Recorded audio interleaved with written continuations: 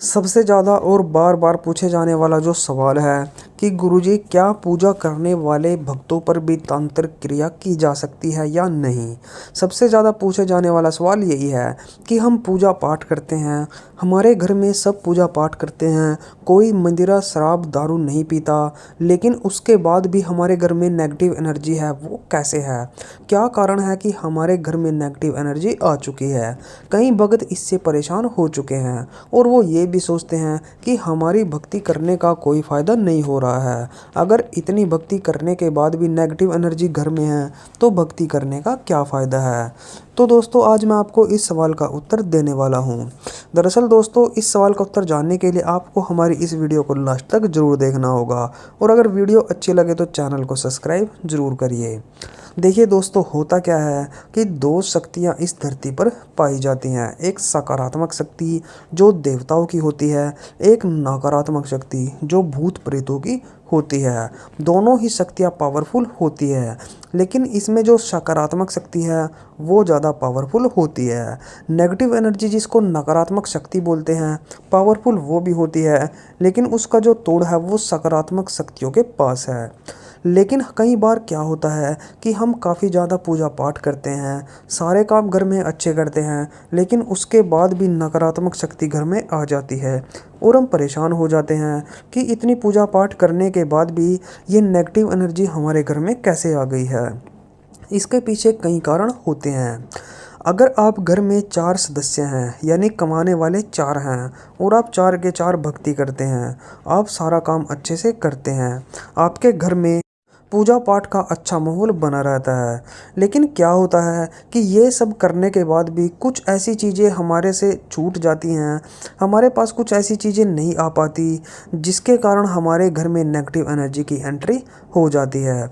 अगर हमारा काम काफ़ी ज़्यादा अच्छा चल रहा है और हमारा कोई पड़ोसी है या हमारा कोई जलने वाला है और उसने किसी तांत्रिक या ओझा के पास जाकर कोई क्रिया करवा दी, जब तांत्रिक ऐसी कोई क्रिया करेगा तो सबसे पहले वो आपके पितरों को देखता है कि उसके पितर किस सिचुएशन में हैं। अगर आपके पितर अच्छे हैं और तांत्रिक क्रिया करेगा तो वो आपके पितरों को देखेगा कि वो तो काफ़ी अच्छी हालत में है, वो हमारी शक्ति को उनके घर में एंट्री नहीं करने देंगे, तो वो क्या करेगा, वो आपके पितरों को बांधेगा। जब वो अपनी शक्ति के द्वारा आपके पितरों को बांध लेगा तो कोई भी नेगेटिव शक्ति आपके घर में अच्छे से एंट्री कर सकती है, उसको कोई भी नहीं रोक पाता। जब वो नेगेटिव शक्ति आपके घर में चली जाती है तो वो आपके घर में बैठती है और जब आप पूजा पाठ करने बैठते हो तो आपको ये एहसास होने लगता है कि आपका पूजा में मन नहीं लग रहा है। या दोस्तों अगर जैसे 4 बंदे हैं तो 4 बंदे पूजा पाठ कर रहे हैं तो किसी एक के मन में ऐसा जाएगा कि पूजा पाठ करने से कोई भी कुछ भी नहीं हो रहा है, या फिर घर में पूजा का माहौल भंग होने लगेगा, उल्टे काम होने शुरू हो जाएंगे। और जहाँ किसी भी एक बंदे को ऐसा लगना शुरू हो गया तो समझ लो उसकी भक्ति टूटी, और जहाँ भक्ति टूटी तो उसके ऊपर नेगेटिव एनर्जी काफ़ी ज़्यादा मजबूत हो जाएगी। ऐसी सिचुएशन हमारे घर में आने लग जाती है और नेगेटिव एनर्जी जो है वो उस बंदे के या तो शरीर में जाएगी या फिर आपके घर में रहना शुरू कर देगी। दरअसल ये काम किसी तांत्रिक के द्वारा किया जाता है, कोई नॉर्मल इंसान इस काम को नहीं कर सकता। अब आपको ये देखना है कि नेगेटिव एनर्जी की एंट्री हमारे घर में हुई तो हुई कैसे। तो इसका एक साफ सीधा आंसर हुआ कि हमारे पितरों के कमज़ोर होने के कारण। हम ध्यान अपनी भक्ति में लगाए रखते हैं लेकिन हमें अपने पितरों का नहीं पता होता। जो दोस्तों इसके लिए जो सबसे पहले चीज़ होगी वो होगी कि हमें अपने पितरों को काफ़ी ज़्यादा मजबूत करना है। पितर कमज़ोर होने पर ही नेगेटिव एनर्जी हमारे घर में एंट्री कर सकती है, इसलिए अपने पितरों को हमेशा मजबूत रखें। मजबूत करने के लिए आप पितृ गायत्री का पाठ कर सकते हो, पितरों की अमावस्या का भोग निकाल सकते हो, उनको अच्छी तरह से अमावस्या के दिन नहलाएं, उनसे क्षमा प्रार्थना करें, अगर कोई गलती हुई हो तो क्षमा प्रार्थना उनसे करें। पितरों को मजबूत करने के लिए आपको पितरों की भक्ति ज़्यादा से ज़्यादा करनी होती है। दूसरा जो घर में नेगेटिव एनर्जी आने का मेन कारण होता है, जैसे हम गृहस्थ जीवन जीते हैं। गृहस्थ जीवन में कई समस्याएं ऐसी आती है, जैसे कोई हमारे रिश्तेदार में किसी की मौत हो गई या फिर आस पड़ोस में किसी की मौत हो गई और हम वहाँ पर चले गए। वहाँ पर जाने के बाद दोस्तों जो है, हम वापस आते हैं तो वापस आते समय या तो हमने ये बिल्कुल भी नहीं बोलना है कि चलो। अगर आपने ऐसा बोला तो कई सारी नेगेटिव एनर्जियाँ ऐसी होती हैं जिनको ये लगता है कि ये हमें बोल रहा है कि चलो, और वो आपके साथ हो लेती हैं और आपके घर में जाकर एंट्री करती हैं।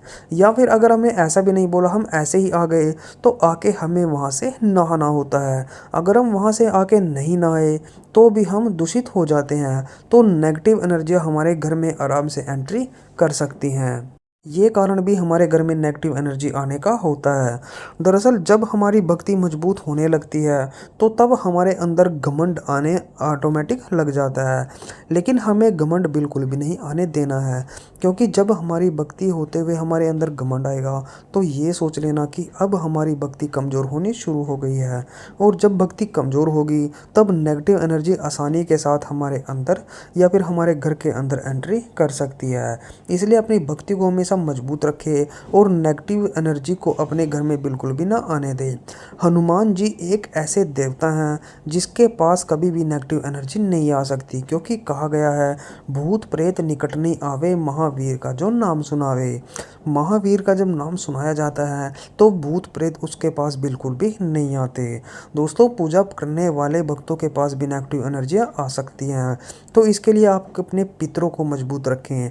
और अगर कोई मर गया है और आप जो है उसको दाह संस्कार के लिए जा रहे हो तो वहाँ से आकर नहाएं। कई ऐसी जगह हैं जहाँ पर नेगेटिव एनर्जियाँ होती हैं, जैसे शमशान के पास, या फिर कई ऐसी गंदी जगह हैं जहाँ पर नेगेटिव शक्तियाँ होती हैं। वहाँ आपको बहुत ही कम जाना है। किसी के हाथ का प्रसाद या फिर किसी के हाथ की कोई ऐसी चीज़ ना खाएं जिस पे आपको कुछ भय हो। इसके कारण नेगेटिव शक्तियाँ हमारे अंदर आ सकती हैं। या कोई पड़ोसी भी कराया करा सकता है किसी भी ओझा के साथ मिलकर, किसी सियाने टोने टोटके वाले के साथ मिलकर। उसके कारण करते हुए भी हमारे घर में या फिर हमारे अंदर नेगेटिव एनर्जियाँ आ सकती हैं।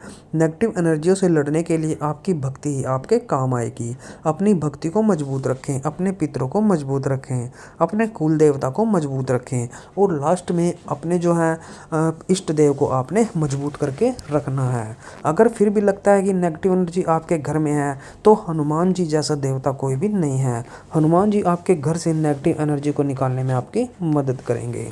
अगर आपको नेगेटिव एनर्जी को निकालने के बारे में जानना है तो दोस्तों इसके बारे में भी मैं वीडियो बना दूंगा। मैं वीडियो में आपको सारे तरीके बताऊंगा कि कैसे आप अपने घर में नेगेटिव एनर्जी को चेक कर पाएंगे कि नेगेटिव एनर्जी है या नहीं। अगर है तो कितनी % आपके घर में नेगेटिव एनर्जी है और किस आदमी के अंदर है और कैसे आपने उसको निकालना है। इन सब के बारे में मैं आपको वीडियो में बनाकर बता दूंगा। अगर आपको वो वीडियो चाहिए तो कमेंट बॉक्स में ज़रूर लिखें। तो दोस्तों, आज की वीडियो में बस इतना ही। मिलते हैं हमारी एक और न्यू वीडियो के साथ। तब तक के लिए जय हिंद।